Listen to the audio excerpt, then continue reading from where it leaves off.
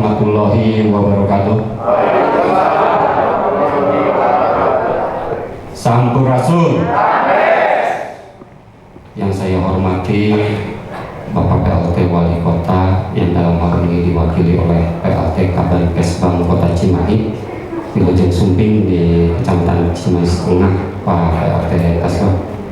Yang saya hormati Bapak Kapolsek Cimahi Tengah. Nah, ini sekaligus kepada para ketua LSM Ormas yang panggil panginten Bapak Kapolsek Cimahi Tengah dan memasuki wilayah Cimahi Tengah dan Utara yang baru kurang langkung baru 1 bulan ini bertugas di wilayah Kecamatan Cimahi Utara dan Tengah ya. Dan yang saya hormati narasumber Pak Kanit Intel Polres Kota Cimahi, Pak Maman Wilujeng Sumping kembali di Kecamatan Cimahi Tengah. Yang saya hormati para lurah sekecamatan Cimahi Tengah, para babinsa, babin Kamtibmas sekecamatan Cimahi Tengah, Pak Dan Ramil juga mohon izin yang dalam hal ini kebetulan sedang ada tugas di Korem sehingga beliau tidak bisa hadir pada kesempatan yang berbahagia ini. Tapi alhamdulillah para babinsa sekaligus mewakili semuanya. Pak Dan Ramil ini salam baktos salutnya buat para ketua Ormas LSM Kecamatan Cimahi Tengah. Curas, curanmor. Nah sekarang menjadi C4. C4-nya apa coba? Curanmor.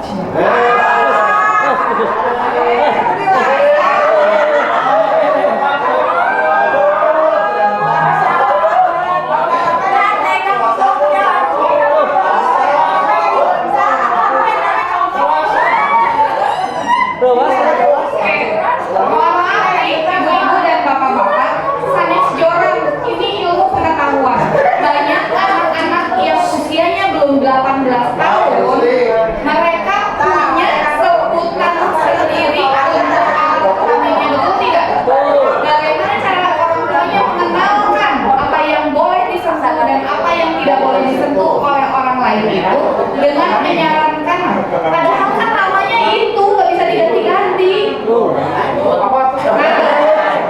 Tapi sama bapaknya itu nyariosna kasar atau kamu, wabi pada digetos permos biasa tuh. Sahabatnya ayam pariu paus, lanjut kunang, ayam termos kunang. Terus banyak wabi pada disebut personal ya.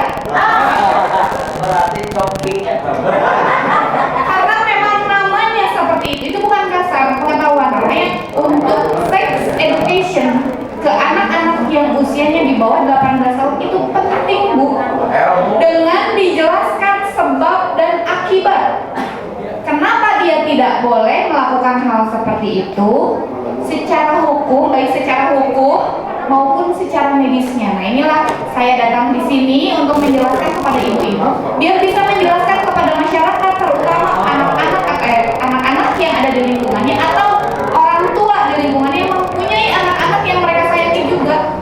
Harus dijelaskan bahwa sex education itu penting. Kalau dulu mungkin tabu ya, sekarang anak-anak itu nyari sendiri Pak, ada yang namanya Bang Google, semuanya ada di situ. Daripada dia mencari atau mendefinisikan kepada orang lain, mending ke kita sebagai orang tuanya biar mereka bisa terarah. Betul tidak? Karena gini, anak saya pernah bilang, Mi, kalau dulu anak saya lebih besar Bu.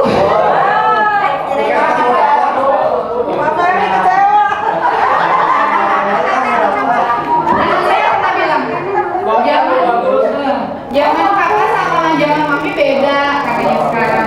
Kalau jangan mami kan sekolah nggak boleh bawa handphone. Kalau kakak sekarang harus punya handphone dan nggak boleh ke sekolah. Nah kemarin masa pandemi dia seperti itu. Jadi memang harus diawasi. Belum lagi pada saat dia lagi belajar timbul iklan nggak pakai celana, nggak pakai baju. Itu memang benar-benar sangat merisaukan para orang tua. Makanya harus sering. Tapi kalau kita bisa memberikan sex education kepada anak, dijelaskan bahwa hal seperti itu bukan sesuatu yang tabu, tapi sesuatu yang harus dia pelajari tanpa harus dicoba. Itu maksudnya.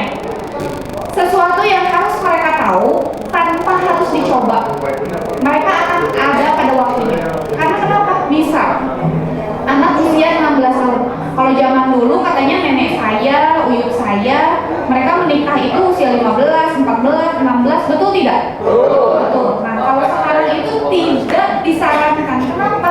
Dari segi medis, rahim seorang perempuan dengan usia di bawah 18 tahun itu belum siap.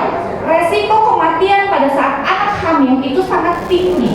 Apalagi anak-anak yang kehamilannya dirahasiakan. Nah, tapi biasanya kalau pada saat pembuahan libidonya lagi tinggi, bayinya suka kuat ya, Bu. Bahkan mau minum apapun juga susah buat lunturnya. Ya. Tapi resiko anak pada saat melahirkan itu sangat tinggi resiko kematiannya. Panggulnya belum siap, rahimnya belum siap, resiko kematiannya sangat tinggi dari segi medis ya. Nah, dari segi tindak pidana itu ya, mun awewe mah ada bekasnya katanya. Kalau laki-laki tidak ada bekasnya, kata siapa? Kalau dilaporkan ke polisi jelas ada catatan di kepolisian, betul? Iya, dan itu akan berbekas selamanya di mereka. Nah, makanya apa yang harus ibu dan bapak lakukan kalau menemui hal seperti itu di masyarakat? Mari Pak, konsultasikan dulu ke pihak PPA, ngobrol dulu sama kita apa yang harus dilakukan untuk mencegah kedua belah pihak ini terjadi kegaduhan di masyarakat, gitu ya. Biasanya nih orang-orang seperti itu dari SDM-nya yang kurang, pengetahuannya yang kurang, mencoba untuk menutupi aib, tapi itu tidak menyelesaikan masalah ternyata. Tetap pihak korban yang akan dirugikan, gitu ya. Nah, dasar hukumnya, mangga Pak, dilanjut. Dasar hukumnya, nah ini dasar hukumnya adalah Undang-Undang Nomor 2 Tahun 2002 tentang Kepolisian Negara Republik Indonesia. Itu adalah undang-undang yang menopang kinerja kepolisian. Undang-Undang Nomor 8 tentang Kitab Undang-Undang Hukum Acara Pidana. Ini untuk tindak pidana yang dilakukan oleh orang dewasa ya. Nah, Undang-Undang Nomor 23 Tahun 2004 tentang penghapusan kekerasan dalam rumah tangga. Undang-Undang Nomor 17 Tahun 2016 tentang perubahan kedua. Undang-Undang Nomor 23 Tahun 2002 tentang perlindungan anak. Undang-Undang Nomor 21 tentang pemberantasan tindak pidana perdagangan orang. Undang-Undang Nomor 16 Tahun 2019 tentang perkawinan. Oke, ada yang tahu nggak Undang-Undang perkawinan sekarang kan sudah diperbaharui nih untuk berdiskusi secara mendalam tentang tindak pidana kekerasan seksual, baik itu kepada dewasa maupun anak, itu kita berikan ruang khusus, gitu ya, tidak di forum seperti ini. Karena kasihan nanti korbannya gitu. Oke, cukup ya Bapak Ibu. Ya, Assalamualaikum warahmatullahi wabarakatuh. Saya Camat Cimahi Tengah. Nah, ini pada hari ini kita melaksanakan kegiatan sinergitas antara pemerintah daerah Kota Cimahi dengan unsur TNI dan Polri. Yang mana sasaran tujuan kami pada hari ini adalah mengundang para ormas dan LSM sekecamatan Cimahi Tengah yang menjadi audien untuk mengadakan sosialisasi pada kegiatan hari ini. Yang mana materinya pada hari ini terkait dengan wawasan kebangsaan, masalah narkoba, dan masalah KDRT yang merupakan menjadi topik hangat di Kota Cimahi, menjadi target agar hal-hal yang berbau dengan SARA, yang berbau dengan kondusivitas wilayah yang ada di Kota Cimahi ini, insya Allah mudah-mudahan dengan kegiatan ini bisa barokah dan mengambil manfaatnya terkait tadi 3 hal tersebut. Yang mana hal tersebut menjadi target prioritas pemerintah Kota Cimahi agar kondusivitas yang selama ini terjalin, kebersamaan antara elemen masyarakat dengan pemerintah daerah, TNI dan Polri ini bisa senantiasa terjaga selamanya. Baik yang sudah terjalin saat ini, dan harapan adalah lebih erat lagi komunikasi, koordinasi antar elemen dan stakeholder yang ada di Kota Cimahi ini.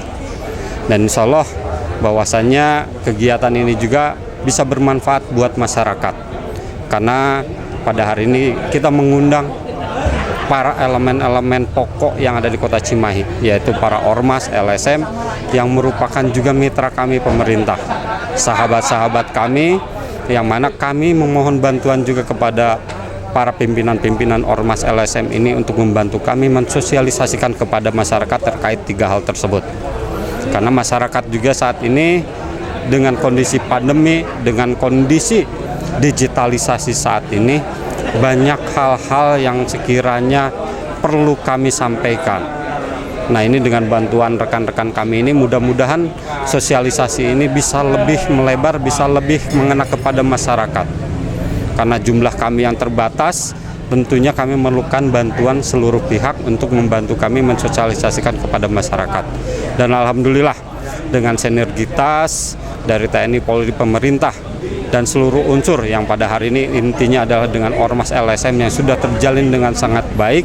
Nah, ini mudah-mudahan harapan kami yang sejalan juga dengan harapan para Ormas dan LSM ini bisa diwujudkan, yaitu menjaga kondusivitas dan mencapai kesejahteraan masyarakat yang ada di Kota Cimahi, khususnya yang ada di wilayah Kecamatan Cimahi Tengah.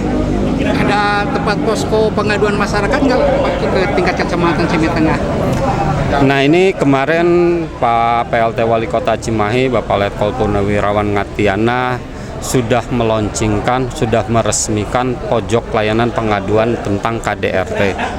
Nah, ini kita ngambil sampel di 3 kelurahan, yaitu Cigugur, Cibabat, dan Kelurahan Utama. Nah, untuk wilayah kelurahan lain bukan artian tidak ada, tapi kalau misalnya ada pengaduan kita tetap. Semua kelurahan nanti ke depannya juga diharapkan akan membuat pojok layanan, dan sebenarnya kalau kemarin dilaunchingkan satu, kelurahan-kelurahan lain sebenarnya sudah siap dan sudah mempersiapkan pojok layanan pengaduan, yang mana itu juga harapan pemerintah Kota Cimahi, harapan Bapak PLT ini pojok layanan pengaduan nanti akan terwujud di seluruh kelurahan yang ada di Kota Cimahi ini.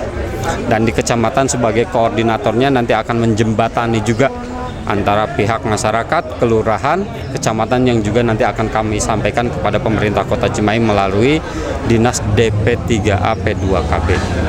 Untuk kedepannya Pak, ada dalam sinergitas ini melibatkan LSM Ormas nggak untuk misalnya yang jaga di posko tersebut untuk kedepannya? Nah, itu nanti kita akan komunikasikan, kita akan koordinasikan sebagai leading sektornya ada di DP3A P2KB. Nah, ini mungkin masukan yang baik sekali, nanti akan kami sampaikan. Kalau untuk saat ini emang nanti untuk petugas yang ada di layanan pojok layanan pengaduan tentang KDRT ini baru sebatas yang ada di kelurahan dan petugas dari Dinas DP3A P2KB, yaitu melalui peksos-peksos yang ada di kelurahan-kelurahannya. Tetapi kalau seandainya Ormas ini ingin membantu, kami dengan sangat senang hati, bahkan dengan berbangga dan lapang terbuka akan menerima apabila mereka mau berkontribusi membantu kami. Dan kalau mau diresmikan nanti sekali lagi akan kami komunikasikan, dan insya Allah ini sesuatu yang baik sekali. Kalau sesuatu yang baik, insya Allah kenapa tidak kita wujudkan untuk kebaikan kita bersama. Cukup Pak Ju? Oke, atur nuhun Pak. Siap, terima kasih.